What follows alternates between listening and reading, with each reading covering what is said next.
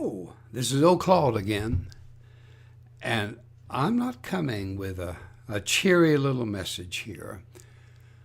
It's a heart-troubling thing for me, but it needs to be spoken. Now, there's great discussion about making America great again, and everywhere people have a cure for the problems haunting America. But we need to make the church great again. I'm not sure when it was last great, but we need to make it effective in every place where it's not scorned, especially by those who have been a part of it.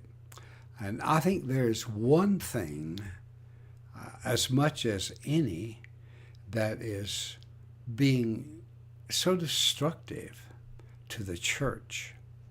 And at the same time, it's being destructive to America.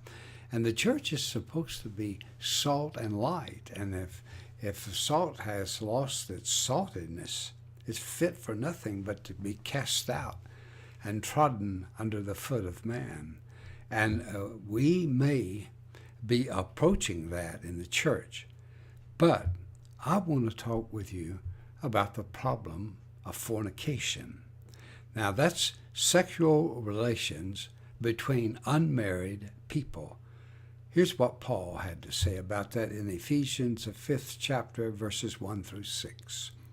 Therefore, be imitators of God as dear children, and walk in love as Christ also has loved us and given himself for us, an offering and a sweet-smelling aroma. But fornication and all uncleanness or covetousness, let it not even be named among you, as is fitting for saints, etc. For this you know, that no fornicator, unclean person, or covetous man who is an idolater has any inheritance in the kingdom of Christ and God. And let no one deceive you with empty words, for because of these things the wrath of God comes upon the sons of disobedience. Perhaps the hippie movement gave rise to this business of free love.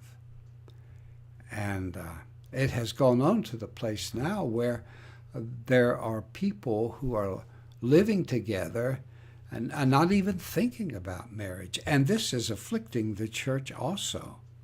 But one of the practical problems about this is that given the nature of man, and let's say this, women and men have a different outlook on sex.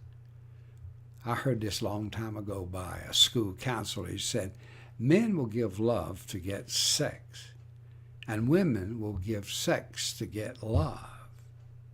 And so we got us a problem right now. In fact, it's manifest in the Kingman, Kansas school system, where I don't know if it's just through the 8th grade or it includes the whole of the grades through grade 12, that 70%, that's in 2018, and that 70% of all students come from single-parent homes. And the majority of these homes are led by females. Now, dear people, that spells disaster. Now, what's critical about all this is Kingman, Kansas represents white America. Now, there are other places where this spirit of cohabitation or whatever is rife, and men are walking off and leaving, and they're not accepting their responsibility. And actually, this, as much as anything else, is causing a breakdown of authority in the schools, and then later on throughout the length and breadth of the country. But in the church, now let me tell you how you're supposed to handle this thing. I had a dear friend from Lincoln, Kansas, where we served in Lincoln Christian Fellowship for 16 years. And I could give his name, but it won't serve any purpose at this point. But his son came home from college and wanted to bring his girlfriend with him. And when he got home, he wanted his girlfriend to sleep in the same bedroom with him. And his dad said, "No, you can't do that." And the son said, "But I like to sleep with her." Then the dad said, "Well, get married." And if enough parents had done that long ago, we wouldn't have a crisis that we've got now. But now it's a crisis. I mean, people almost think it's acceptable everywhere. I mean, this stuff is rife in the church. Yeah.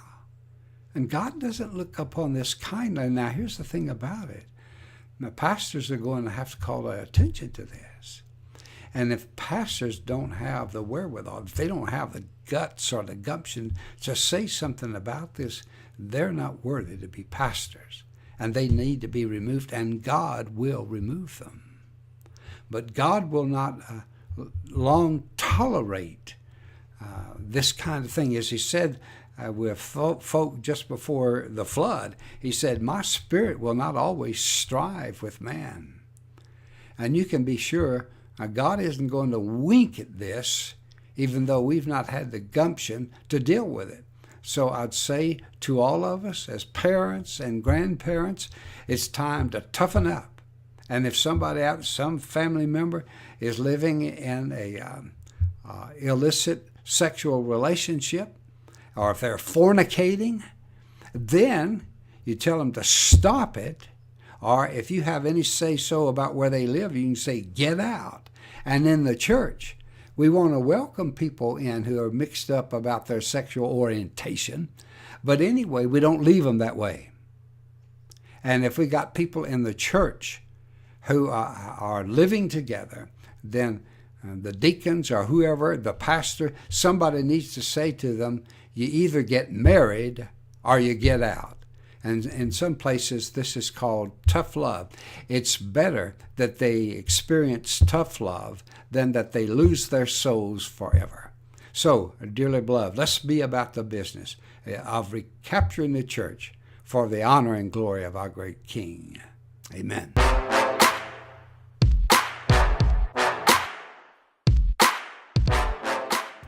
Hi, this is old Claude, just dealing with a couple of technical matters.